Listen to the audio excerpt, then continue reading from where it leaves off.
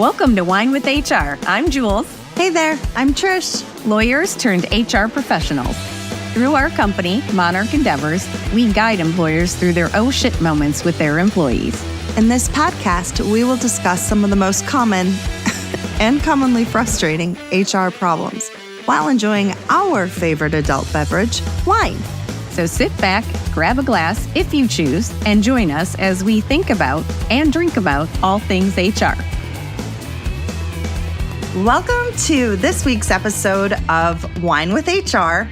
Today we have a very, very special guest, Caleb Morgan, who will quite honestly blow your mind. Yes, we're so excited. Welcome to the show, Caleb. We're not going to tell everybody yet what we're going to talk about. We're going to keep them in suspense for a little bit, but we definitely want to welcome you to the show. And if you'd like to say right now, just a brief hello to our viewers, please, to our listeners, please do.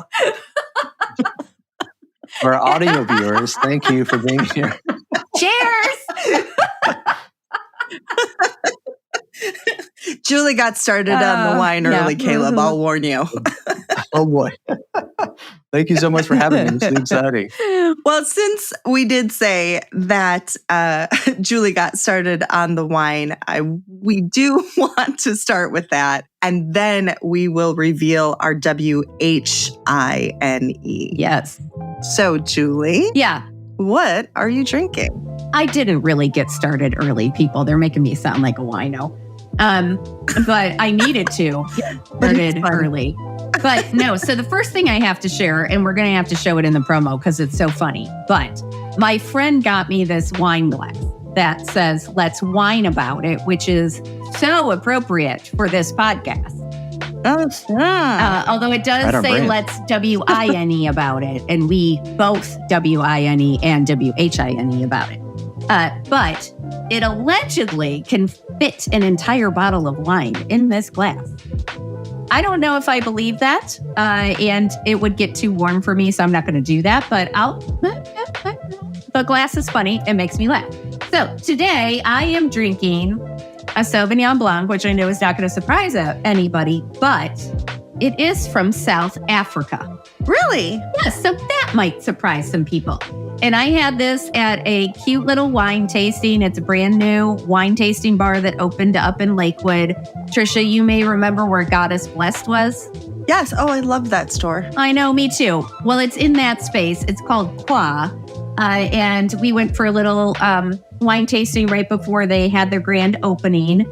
And so they suggested this, and it is very nice. It reminds me a little bit of that other Sauvignon Blanc I love, the Root, that's from Chile. Yes. But it says that this zesty Sauvignon Blanc brims with fresh fig, grass, and tropical fruit flavors. Simply enjoy on its own or try with fresh oysters or Asian-style chicken. And I have to say, I really do enjoy it. It, again, doesn't have like quite the same zest or zippiness as a typical Australian Sauvignon Blanc or New Zealand, Sauvignon Blanc, but it's quite good.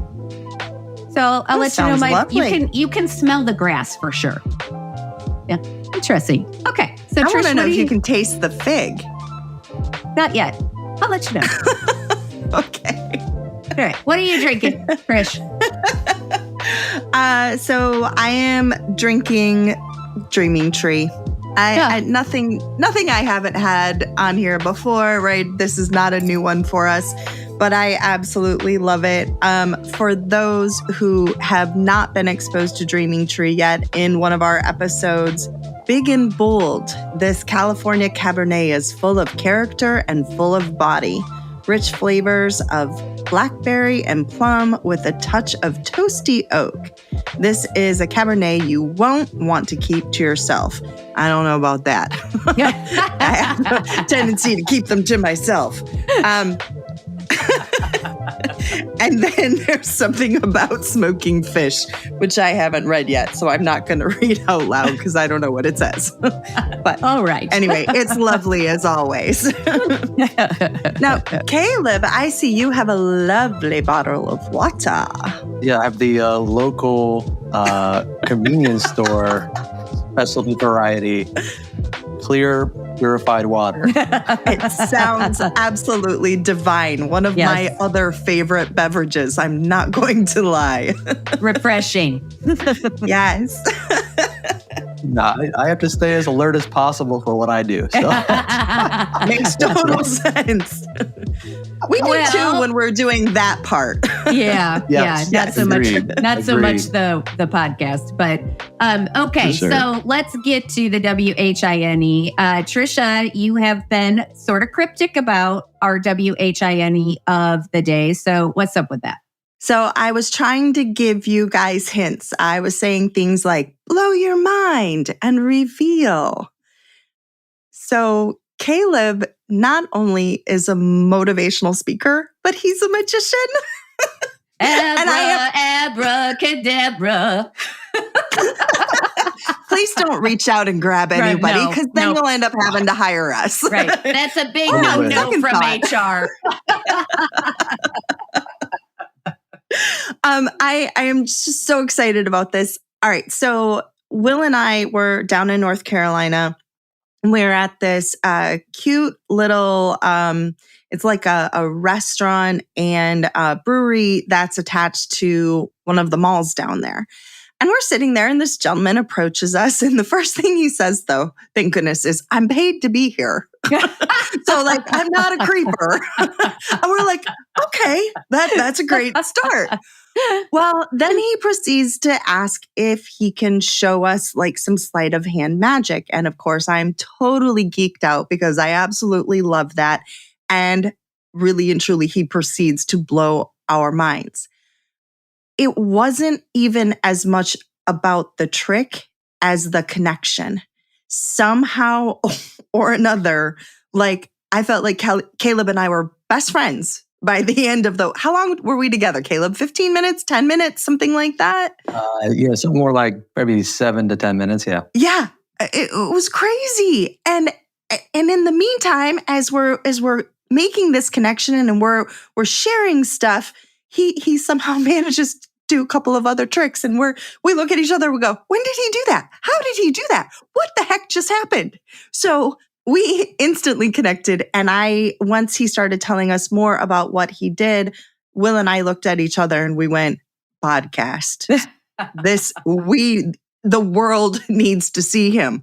Oh, and it turns out, by the way, that they already have seen him. Yeah. So y'all, all of our listeners, Caleb was on Penn and Teller. So Caleb, why don't you tell us a little bit about yourself and also that experience? Yes, thank you so much. It was great meeting you guys, Trish, here. I'm from Charlotte, native Charlottean, which we're seeing is more rare nowadays for some reason. Because it's such a great place. Yeah, well, it's because everybody comes here, and it's like, where all the people go that I grew up with? I don't know. But we love it here, my wife and I. And so this is my career now. So since I was like 8 years old, have been fascinated with illusions and sleight of hand and magicians and kind of the stage performance. And did a lot of different things. Have my degree in Spanish. I was an interpreter translator for a while. I was a school teacher for a while, and just had the opportunity to kind of go for it. And so started my official career about 10 years ago, and I was auditioning to be on the Penn and Teller Fula show in Las Vegas. And they said, "Hey, we love what you got going on here. We love your trick. We like your personality. Let's try it out." So flew me out to Vegas, did the whole thing, and came home with the trophy. And it was really, really exciting. That's amazing. So cool. Can you tell us what trick, like what was I don't know if it was more than one, or like what was your favorite trick you did on that particular show that you think put you over the edge? Yeah, and if anybody hasn't seen the show, it's basically like America's Got Talent for magicians. So it's like a 1-round contest show. They fly in magicians from all over the world, and they do the one signature trick before these two legendary magicians, Penn and Teller. They've been in the business about 40 years. Yeah. So the goal, right, is to try to, how are you going to come up with something that they haven't seen before? Yeah. And so that was the idea. So I did one trick, and I'll tell you what, maybe we can include the link in the show notes. It's on YouTube. For sure. Yes, for sure. If people want to see it, but I can briefly say it's a trick with an egg.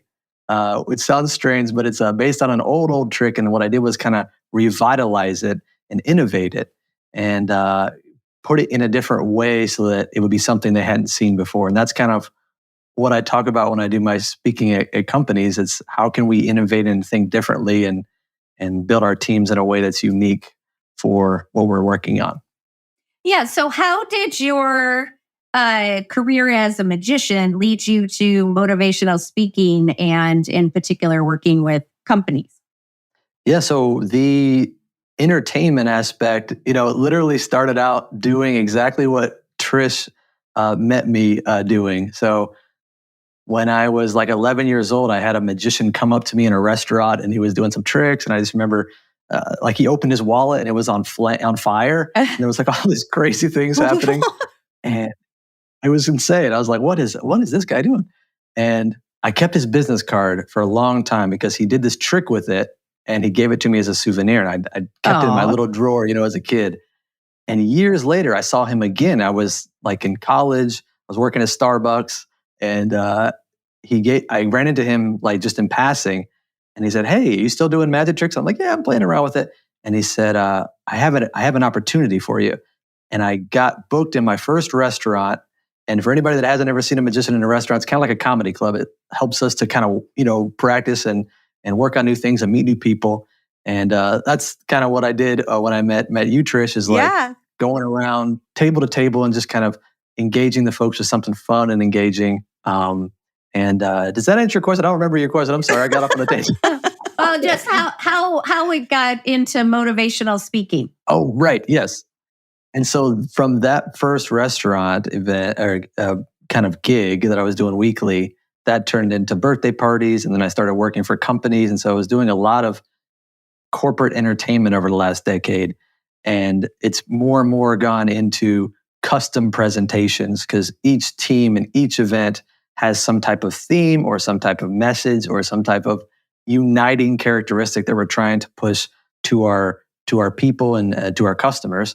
And so I would be using the magic for a bigger purpose. And then now it's even just shifted even larger, where the magic is more like the framework, and I'm actually doing a lot more speaking, team building, engaging people in unique ways kind of thing. Very cool. I'm going to just throw out a couple of words for our listeners because I really want them to go hit that link to the Penn and Teller show. Trick and Chicken. Trick and Chicken. Trick and Chicken. Okay. I'm a little scared of chickens, just a little bit. But I know it's ridiculous. It is one of those really ridiculous fears. But, they always talk about chicken with a head cut off. Well, that's all I need to say because that's what happened to me as a child. And I've never, ever gotten recovered. over it. Yeah. Yes. I've never recovered from that one. But Trick and Chicken, that wording killed me. So you guys go check out. It's so cool to watch, and to watch Penn and Teller be blown away is super exciting. So I just had to throw that out there. I think they actually named the episode after that. They switched the word. They called it Chicken Trickin'. Oh, that's right. That's right. Yeah. Yeah, because the trick is about like the egg, but I tie in, my family is chicken farmers, like a couple generations back. So there's a presentation about chicken farming, and there's no heads cut off, so you would enjoy it. I was like, Trisha's never coming near your farm, but that's okay. No, I'm working on it. I really am. I'd like to have a couple of chickens if I can get over this fear. And they're very smart. Yeah, that's what I hear. Some of them are so cute too. I like the ones with the I don't know the real name, but the pantaloons. That's what I call them. They have like the really fuzzy legs. Like they look like they're wearing pants. You know what I mean? Like I don't know what they're called, but they crack me up. Our listeners are learning all sorts of stuff today, and we haven't even gotten to the good stuff. Yeah. So actually, that's where I want to go. I really want to know more about how you're going to help us out today. Like, can you tell us and our listeners about your approach? Like, what is it that makes your approach special? What is it that makes it stick? I mean, I can tell them from my experience, but I want to know, like, what is it that you hope to accomplish or you hope to set out to do? Absolutely. So over the last decade, we've noticed that team events and team building experiences have a tendency or a possibility of becoming awkward or dreaded, for teams. And so what we do is work with companies to kind of take them from awkward to authentic. And that has to do with the connection piece that you mentioned, Trish. That has to do with how we're framing it and how we're really engaging on a real level. And so the analogy that I like to use is kind of like a magician, right? In the States, now it's different in other countries, but in the States, when you think of a magician, a lot of times the first thing you think of is like kid's birthday party, clown, balloon animals, that sort of thing, right? And so you can imagine somebody whose career is to be a corporate entertainer, right? I chose this lot in life. Is I have to literally walk up to folks like I did with you, Trish, but in a corporate setting as well, suits and everything. Right. And be able to get people on my side in a real engaging way and not a silly way within a couple seconds. Do you find that one of the reasons it works is because it's so different from what they're used to? And it's sort of like breaking through that, all of the walls that we put up when we're at work and in our professional demeanor, and we're trying to be so savvy and cool and professional and, whatever adjectives you want to insert, feel free. Just, you can bleep them out on your own. But do you think that that's part of it? Like, it gets people out of their comfort zones, but in a fun way that allows them to sort of let down some of those walls they might otherwise have?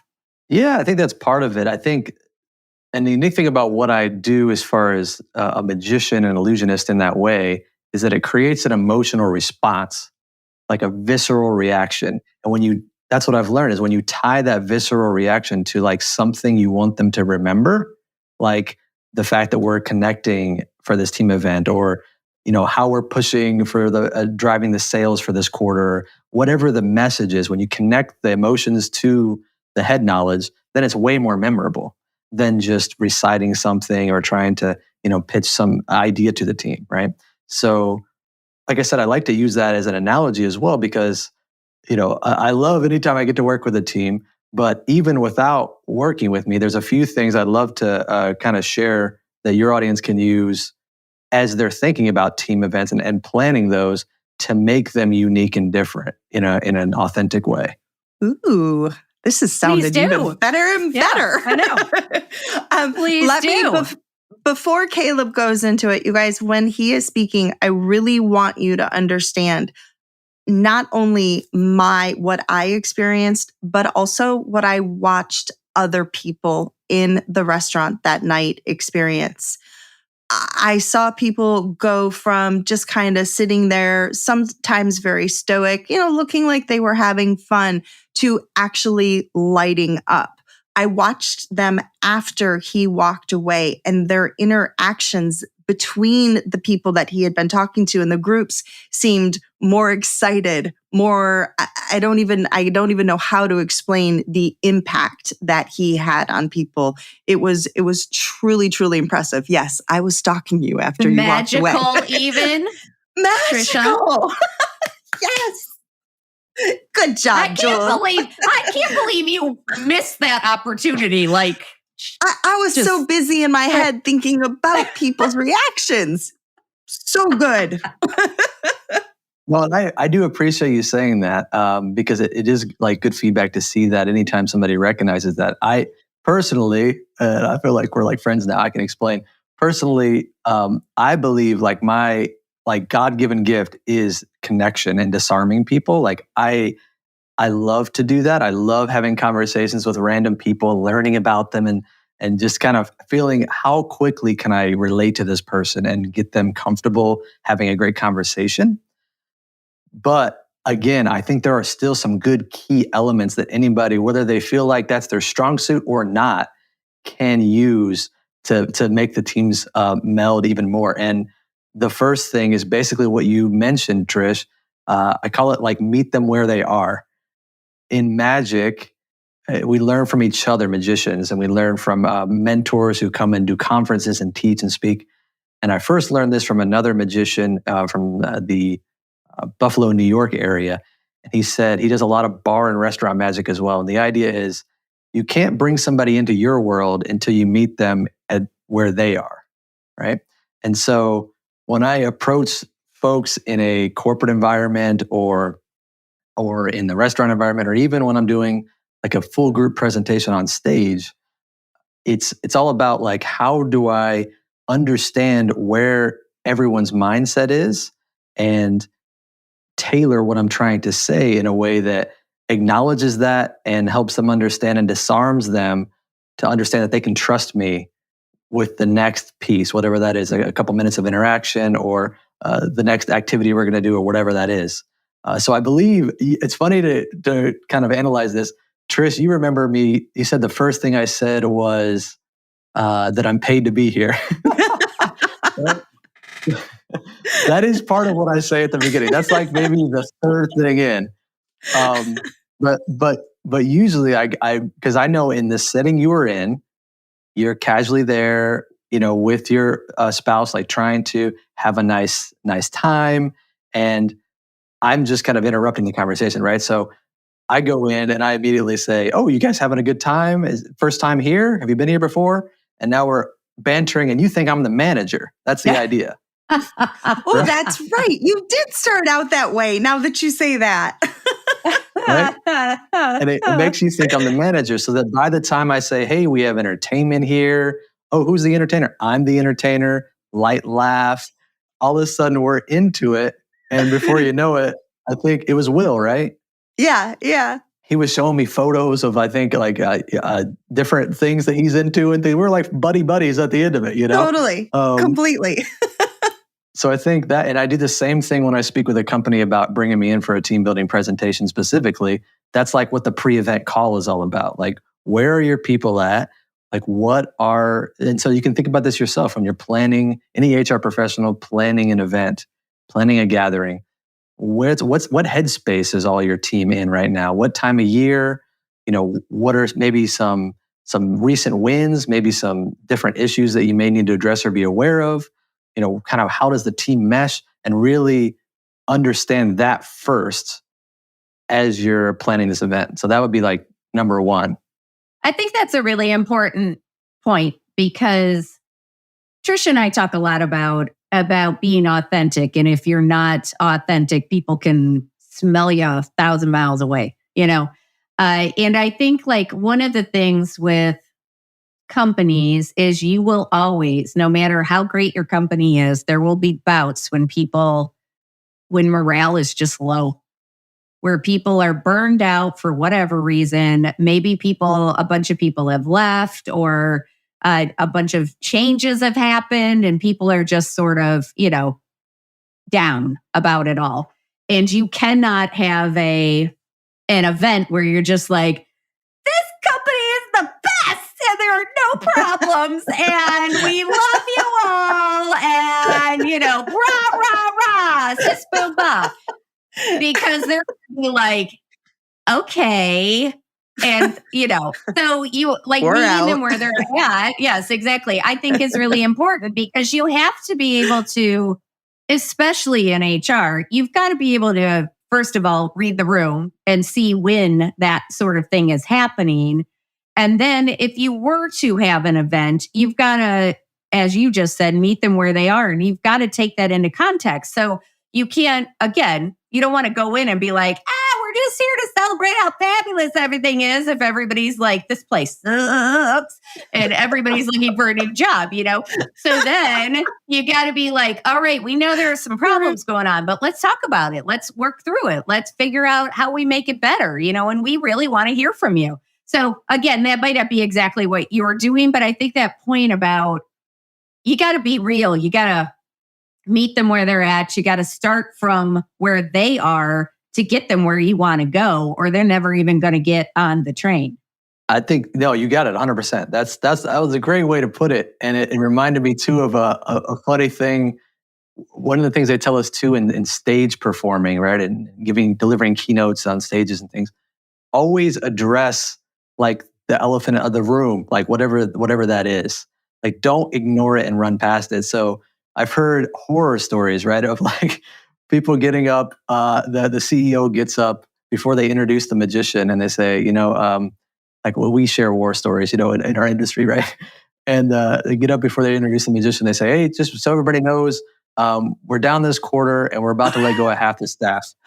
And so let's hopefully just have a great time with our next performer. And it's just the energy sucked out of the room, right? Oh my God. Oh. I can't even imagine. It unfortunately has happened, but you have to understand, right? How do you not just run over that? First, how do you avoid that from happening? That scenario is never. But I think it relates to what we're talking about. How do you address what's actually going on and be real? So, yeah. Wow. I want just before we move on to your second point, Caleb, I want to address our listeners out there and remind them of what we were talking about back in episode 7. We were talking about employee development, and we were telling you guys that 74% of employees say that a lack of professional development is preventing them from reaching their true potential. This is one of those opportunities, as Caleb is saying, meeting them where they are, seeing what their needs are, where they want to grow or go.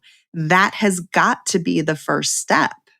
So, Caleb, once they figure out where their employees are, what happens next? Yes, that's great. So once you're there, I think it's right along with what Jules was saying, engage them in a real way. And what I mean by that is, Trish, when I met you, after we'd already built rapport for 30 seconds, I could have easily gone into some strange, like silly thing that would have made you feel uncomfortable. And you would have probably, smiled and kind of just hopefully shooed me away after it was over, right? Yes. That's what I say. I would have done it kindly. Right. Yes. But that's what we say when we say, when you think of a magician, you think of certain categories. I don't even always introduce myself as a magician anymore because of that. I say sleight of hand artist, Ooh, fancy. Or illusionist, right? But it's important to engage them in a real way. And when I first started, I told you I started working in corporate entertainment before I was doing more of the team building speaking. And when I was doing corporate entertainment, I had like a card trick I would do where I have cards here, but I'll just kind of hold one up so you can just to demonstrate in my hand, so it helps me. I would set the card in someone in the audience's hand, and I would maybe blow on it or snap my fingers, and now they turn it over, and I would say, "Oh, did you see the card change?" And even that language is like, okay, they're thinking he's expecting me to believe that somehow the physical elements of the card change, which I know is not possible. So now we're in this awkward thing where I have to smile, right? And I was young. I didn't know at the time, right? And so now what I do is once the card is in their hand, instead of snapping or anything, I say, "Did you see the card get switched?" And they're, "What do you mean you switch?" And now they turn it over. And now there's this shock and awe moment because I'm meeting them where they are, like we said, at their level of intellect. I'm not trying to make them look silly. And I'm engaging them with something that's actually interesting to them, that's intriguing to our level. It's not like I try to make everybody feel like a kid again. It's more we're going to connect with each other in a real way. And so I think that's the second kind of vital piece when we're thinking about how do we plan activities and events and team builders that people actually want to engage with. Well, let's figure out what they actually want to do and what actually would be a natural way to connect. I don't even know what to say. I'm like, yeah, keep going. So, No, I do want to address that, because I think that's kind of what I was trying to get to when I missed my opportunity to talk about magic earlier, is exactly that. What I watched you do, first of all, with us, I experienced it, but then watching you do it with others, we were all different. There were people down there that were couples. There were people down there that were in groups. There were people there with kids. So like everybody was different. And yet you managed to connect with them. You engaged with them exactly as you're saying, in a very, very real way. I told you I was spying on you. But it was so impressive. And I think that that's something that I would like you to talk more about to our listeners. And can you explain to them how, obviously some people are born with that, okay? Like you said, you do have this absolutely incredible gift. But how would you suggest to our listeners to do that with their employees?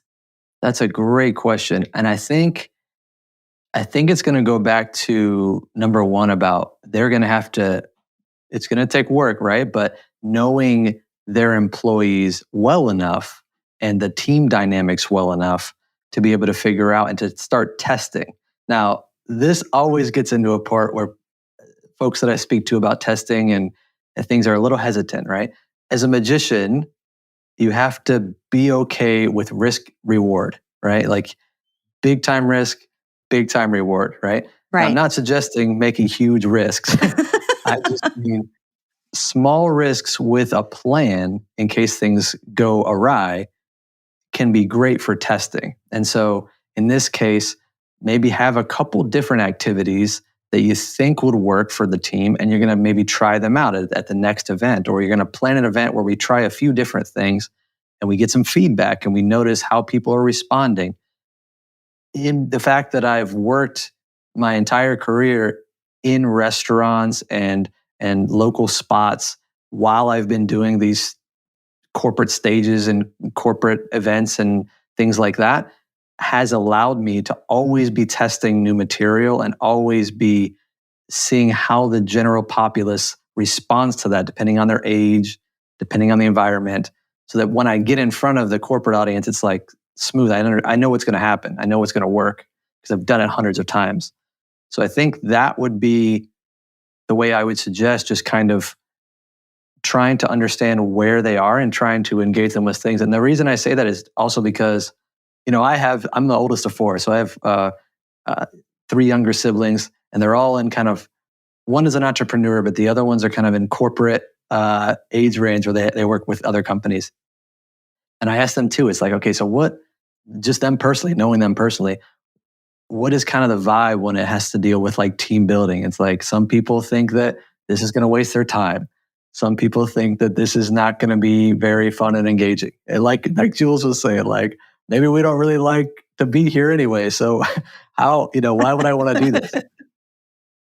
So once we address that elephant in the room, like how can we like do something that they maybe taking suggestions from them? Would this be an okay time to mention that I also have a resource for this? Absolutely. Yes. After listening to this, for any of your listeners that want to, I have a little PDF I put together of several different ideas of activities that are unique and fun and engaging in an authentic way and easy to do and easy to put together. And I put it up together, a nice little PDF. If they want to just message me on LinkedIn, I'm happy to kind of send that to them just to get their juices going and working this way. Oh, that's so awesome. I know, that's amazing. And we will have Caleb's LinkedIn information in the show notes. So if you want that, make sure you send him a message and connect with him on LinkedIn and get that because that sounds fabulous. Do you love news about LinkedIn, Indeed, Google, and just about every other recruitment tech company out there? Hell yeah. I'm Chad. I'm Cheese. We're the Chad and Cheese Podcast. All the latest recruiting news and insights are on our show. Dripping in snark and attitude. Subscribe today wherever you listen to your podcasts. We out. We've been talking about engaging with people in a real way and kind of breaking them out of their normal patterns. So do you find that the sleight of hand tricks and the illusions get people to take a step back and see things from a different perspective, which sometimes in my experience can be the thing that really is a turning point for a lot of teams, for a lot of companies, is when you can get people to realize that the way that it's always been isn't necessarily the way that it always has to be, or the way that it appears may not actually be what it seems. And that sometimes just being forced to see things differently can help people have a new perspective and turn things around. Yes, I don't mean to keep plugging what I do exactly directly, but you're 100% right. My big focus for the sleight of hand and the illusions part of it is using it as that's what I talk about, is perspective. Is shifting our perspective. We were just 2 nights ago at a hotel for a leadership development seminar here in Charlotte, and I had about 40 emerging leaders in the room, and they had me do a little presentation after some mingling. I did a little mingling close-up entertainment like we did with Tris and Will there. And then after that engagement, they had dinner, and then we did like a little presentation. And they wanted me to tie in these elements. And so one of the things I talked about was I showed kind of the trick that I did on Penn and Teller Fool Us. I have a version of that I perform live. And I showed how by just looking at the other perspective that I see, it changes everything. Like all the dots start connecting in your head a different way. And all of a sudden, what looked to be one way, by changing one element, just the way you perceive it, now everything changes and now you have a new reality.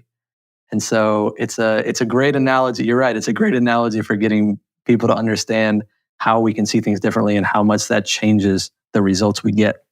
Yeah, well, Trisha and I don't remember what episode it was, but we've talked about implicit bias a lot and confirmation bias and groupthink and all the things. And that's part of that is very easy for companies to get caught up in, where we are doing this because we've always done it this way, or we can't change it because we've been through that. We've looked at it and it's too hard and blah, blah, blah. Like they just get caught up in that pattern. And so anything that can help people break through and start to look at things differently is really helpful. I always try to, in my classes, I usually have like a rock or something next to me. And I know I have one here, but it doesn't matter because we're not on video, we're on audio. But I usually, see, Julie has a good rock. What? I know I have it. Oh, here it is. So like, this is a little one, but I will take the rock and usually the one I'm using has a different side to it. So like here you see one thing, but then when you flip it here, oh, look, it's totally different. And then, so I remind people that as they are engaging with whatever their task is in front of them, whether it's an investigation or whether it's hiring or whether it is team building, as we're talking about, that flipping about and trying to look at things from a different perspective, like really try to flip it on its head and understand that where you're seeing it may not be where others are coming from. And so this is why, Caleb, I think what you do resonates with me so much, because I do like that kind of that, how the heck did that just happen? And oh my gosh, now I need to know more. That excitement, I think, will transfer through to people and then have more of a lasting impression, which I do think goes to your third point. It does. And just before I get there, I was going to say the other thing about that perspective that I like is in some scenarios, in some events, a company will invite me in to do, like I said, more like when I do the team building, sometimes we have time to also do like a little lunch and learn, like teaching type session where I will teach a couple simple magic tricks. And then that even gets even more engaging because now it's like, whoa, we really can see like somebody like the magician's perspective and how many years and how much work goes into that. And so one of the things we like to talk about is the invisible, like a magician, like is one of the only art forms where I spend years working on something to never show you how much work I put into it. Yeah, that's true. Yeah. Right. And so in the same way in our jobs, in our professions, in our careers, we can celebrate the invisible work. Like when I go to a magic convention, a bunch of magicians in a room, a magician will be up in the front of the crowd performing something, and all the magicians in the audience start applauding at the wrong moment. It's like nothing happened. What happened? It's because we recognize the sleight of hand move that happened there and realize, oh, wow, that was so invisible. We didn't even see it, but we're going to applaud because we know how much work went into that. Aww. And in the same way, and in the same way, our teams, we can celebrate each other before the customer, before the end user even gets what we're preparing for them. We can celebrate all the work that goes into it. So things like that, where we start to shift our perspective and understand new ways of thinking about it, can really make a difference. That's really important because it validates the work that people put in on a day-to-day basis, which, like you said, oftentimes does not get the glory. So, For sure. All right. What's the third point? The third one, the third one is make it memorable. Make it memorable, and I say that's definitely something that, like you were saying, Jules, earlier, it's like something that people are going to remember and talk about. This we're talking about the emotional and the visceral response, and making it something that they don't forget. Because I end up talking with people. I actually talked with somebody yesterday where I worked with their company a couple years back, and they had some change in staff. And I call a random person that wasn't the person I thought I was supposed to be talking to. And they're like, "Oh, she no longer works here." And I said, "Oh, well, I worked with the company a couple years ago. We're looking to maybe do something else with the company." And she goes, "Oh, are you the magician?" I was like, "Yes, yes, I am." And so he goes, "Oh, I know exactly who you are. Yes." And so it's like those moments, right? They stick in people's heads for years.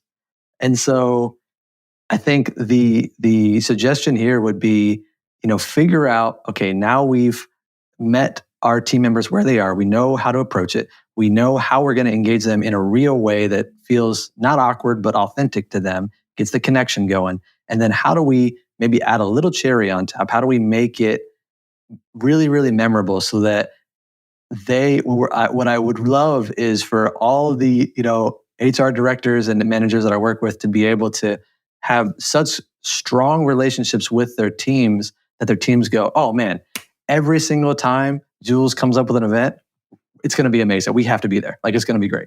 Every single time Trish comes up with it sounds like a harebrained idea, but trust me, she knows what she's doing, And I know you guys do a fantastic job of that, but that's kind of the thing that we talk about with these kind of HR situations is like, how do we create that rapport and that reputation that, hey, we're really looking out for our team here, and you're going to love coming to this thing, and you don't have to dread or feel like it's going to be awkward to come to the party or to the team builder or whatever it is. Yeah, and I think that that's a good point for the HR folks to remember, because when I'm thinking back on some of before I got into my current role, some of the most memorable things that I did. So I worked for the Ohio Lottery way back in the day when I was in law school.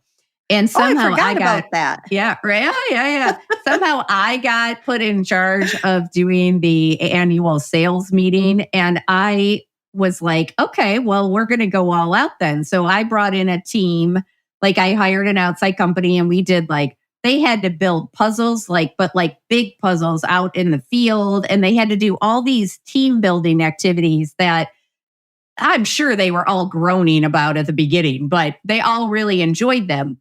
And I think that's kind of the same thing that you do. Like when you bring people slightly out of their comfort zone, even though they may walk in the room going, what the bleepity bleep has Trisha or Julie or, Caleb signed us up for? Like, here we go. We got to do this dumb team building thing.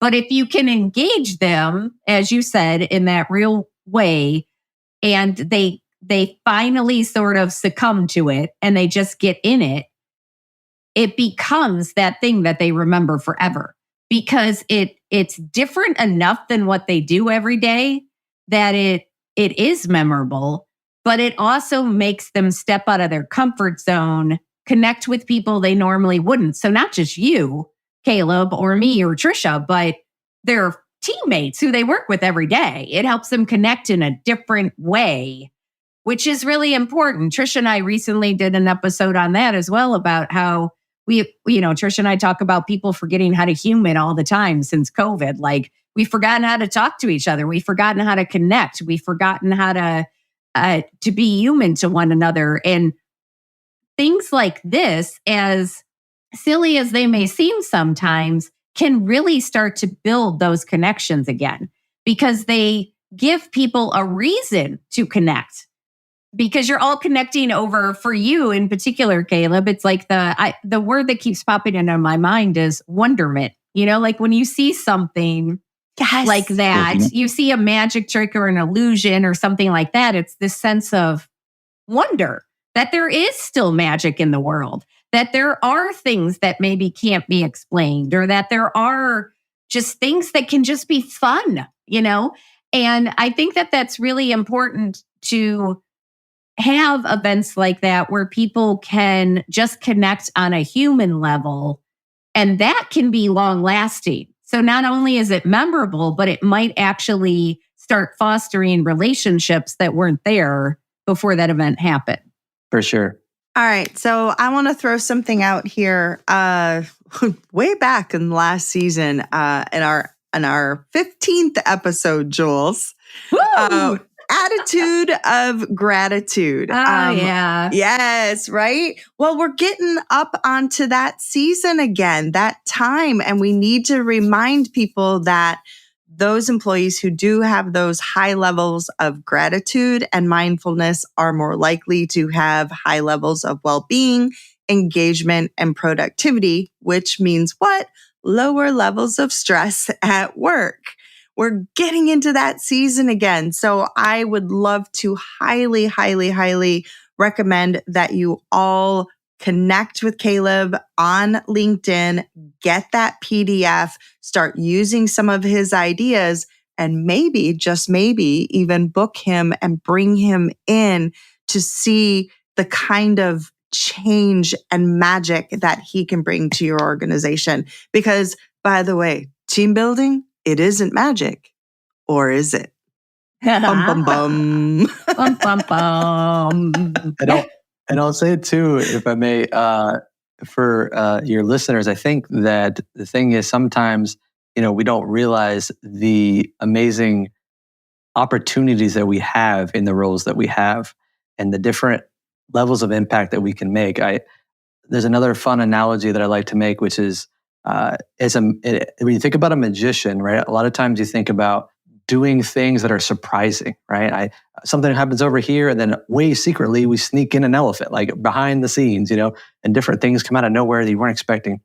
But something I've learned over the years is I feel like a really, really good magician actually, instead of just surprising you, shows you something that should be impossible and then proceeds to do it, right? And I think that's how we can realize that, all of us working with people in HR and in our companies can realize that we really have a unique position. Not everybody can be in this position to impact the people as they work, but also you're impacting their lives, the attitudes they're going to take home, and, kind of really impacting the world through what you do. So I just wanted to mention that don't forget how important you are. I feel like that's a mic drop moment. Yes. That's an attitude of gratitude. And I also think that, Trish, as you were saying, we're coming into that season. We're coming into the holiday season. It's also nice sometimes just to give your employees something fun, like bringing Caleb in or doing some other activity that doesn't have an ulterior goal of team building or making everybody sing Kumbaya or, whatever the case may be. But just although if you bring in Caleb, that will happen. That's an added benefit. But they won't even realize it. Yes. Sometimes it's just nice to be like, you know what? You guys have been working really hard and we're just going to have this fun thing. And that's it, Yep. I love it. I was going to ask you for any, final thoughts that you have. No, I think the last thing I said was kind of it. Is just I always say anytime I deliver like I said, like a keynote presentation, my youngest sister, I'm closest with her, and we used to play this game where we would. Have you ever played that? You guys ever played that game with you draw like a line on a piece of paper and you give it to somebody else and they try to add stuff to it to make it like an image? Yeah. Yes. Yeah. So that little game. She told me recently, she's like 21 now, and she's getting a lot more philosophical. And she said, I think that line is kind of like our life. And I said, what a great thing to put in my keynote. Yeah. Wow. But it's true, right? It's like each of us is given a line, right? Given different circumstances and positions and opportunities and skills and interests. And then we decide what we want to add to it and make it our own in order to create something amazing for the world. So, and where we want to intersect with others. And sometimes there are twists and turns that are unexpected. Yes. But in the end, it makes a beautiful work of art. Exactly. I love it. All right. So wait, did you say that you had something to show us? I do. I have like a little trick that we can do on the air. Awesome. For you guys right now, if you want. Awesome. Yes. Yes, let's do it. Yes. Okay, so I got to ask, do either of you have I know you have a dog, right, Trish? Do you have a dog too, Jules? No, I have 3 cats. 3 cats? I have 4 cats too. 4 cats? What kind of dog is yours, Trish? She is a mix of Border Collie and Brittany Spaniel. Actually, she was born in South Carolina. Oh, wow. Okay. Yeah, we rescued her when we lived in Charleston. Oh, wow. That's amazing. Yeah. That's the thing. It's like, what's cool about dogs is that, and cats, right? They become part of our family and we love our animals so much. My wife and I, we don't actually have our own dog yet, but we have what she calls a nephew dog. Oh, yeah. It's I have her lots brother's of those. dog. You do? Oh, yeah. For nephews and nieces? Yeah. Oh, yeah. Her brother's dog, we actually keep so much that it's like he has his own little, I'll show you kind of here on the, it's like he's got his little head on the pillow. Look at the pillow, his head. Oh my gosh. He pulls a little pillow out in front of the middle of the floor and puts his head on it. He's a little golden doodle. Oh my gosh, he's so he thinks cute. He's little, but he's a lot bigger than he actually thinks. So I don't know if you've ever experienced a golden doodle, but they're very cute, very affectionate, but they're also kind of, they're mischievous, like they tear everything up. And so you can imagine me with the decks of cards all at home and getting home and a whole deck of cards like destroyed, right? And then he comes to the floor wagging his tail, thinking he did something right, you know? Yeah. Mm-hmm. So we're going to try something. I want you to imagine what it would be like as he's tearing through the deck of cards little by little. I'm going to have you guys make the choices. Okay. It's just going to be imagination. So first, Trish, I want you to think in a deck of cards, there's picture cards and number cards. Yes. Which group do you think he goes for first, the picture cards or the number cards? Picture. You're sure? Yes. You don't want to change? No. Okay. I'm going to give you options to change this whole time. You'll notice it's going to be very, very clear and fair here. So picture cards, we have the kings, the queens, and the jacks. Okay. We'll go over to you, Jules. The kings, the queens, and the jacks, you got the men and the women. The kings and the jacks are the men, and the queens are the women. Which one do you think he tears through first? The kings and the jacks, the men, or the women? Men, 100%. The men. That dog knows who feeds it. And got it that pillow, and got it the toys, and the rawhide bones that are only from America, so they don't have anything weird in them. Oh yeah, no, that dog knows. It's the male card. That's a good point. Yeah, that's a good point. My wife does feed Chico a lot more than I do, so yes, good call. So the men. Okay, so that only leaves the 4 queens. Let me show you one thing real quick here. My wallet from my pocket here. I'm going to hold it in frame so you see I'm not going to change anything. That only leaves the 4 queens. So that's the queen of clubs, hearts, spades, and diamonds, right? Trish, we're going to save 1 card. So before he destroys everything, we're going to pull 1 card out of his mouth. Which queen should we save of the last card from the whole deck? Queen of clubs. Clubs? Mm-hmm. Are you sure? Do you want to change? Nope. Okay. Now notice, it wasn't like a situation where I said, oh, well, you said this and that means like it's like changing the answers based on what you say. You had chances to change the whole time. There's no way I could have known, right? That you would have said, what did you say? I think you said pictures. And then you said the men. And so we ended up with the queen of Clubs. clubs. Final answer, yes? Yep. Okay, Yes. notice my wallet. Like I said, it's in frame here the whole time. Notice that it's just a little, I call it a poolside wallet. There's like a little thin, a couple cards in here. There's no way I could hold a whole deck of playing cards. Just got a couple credit cards in here, right? All right. Okay. And if you notice, like right here behind the AAA card here, I always gotta, just in case, I got 1 playing card and it's kind of torn up.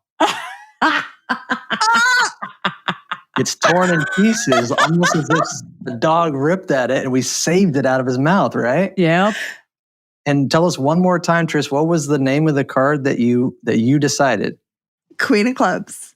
Look. The Queen of Clubs. He can do magic. That's amazing. That was cool. I have goosebumps. I have That was goosebumps. fun. That was fun. That was so cool. And I wish all of our listeners could see, because like there was no way that he was like, oh, I'm gonna just throw this one in there.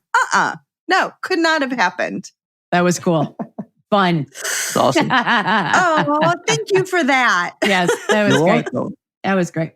Thank you. I think this was so wonderful, Caleb. I love that it just, I mean, it gave me a new perspective on how to approach certain issues. And it reminded me that, you know, you can make things fun and still have untold benefits for your team or your company or your employees just by helping them step outside themselves for a little bit, forget about, you know, whatever's going on in their lives, connect with their teammates and their coworkers and their bosses and each other, and just kind of regain that sense of wonderment. And I think all of that is really, really cool. And I think it's amazing that you get to do that.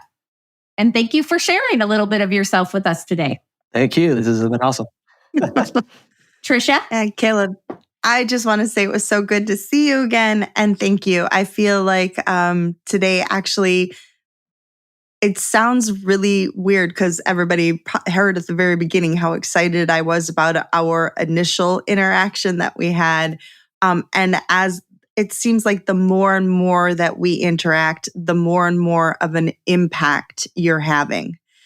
So I just, again, want to throw that out to everybody. Like, this is not something that's just going to be like a, yay, here's the event and now it's over and cool. When he mentions make it memorable, I promise you, not only is it going to be memorable, but is going to continue to impact your teams for years to come. So Caleb, thank you so much for joining us. Yeah, thank you. All right, so now we got to get back to the WINE, or in Caleb's case, the water that H2O. Yeah, was not turned into wine, but that's okay. Is your water still treating you well? It's still treating me. Yeah, I leave the actual miracles for the man upstairs. I just drink water. Can you taste any fig in yours? Because I still cannot taste the fig in my wine, but I will say I'm enjoying it, as probably all of our listeners can tell. Trish, how's your wine? Well, you would be very proud of me. I've only had the one glass while we've been talking because we still have one more episode to tape today. And I really, really do not want that one to go awry. So, I love my dreaming tree. Always highly recommend it. I still need to know what is happening with the smoking fish, but we'll leave that for another discussion another time. All right. Well, thank you everybody for joining us. As we said in the show notes, we will have the link to Caleb's website. We will also have all of his social media links.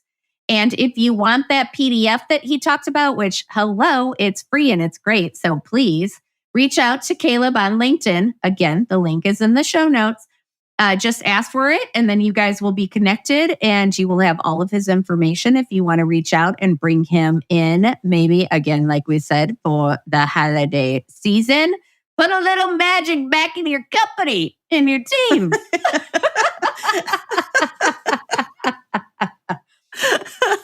So thank you, as always, for putting up with us. Listen wherever you get your podcasts. Follow us on social.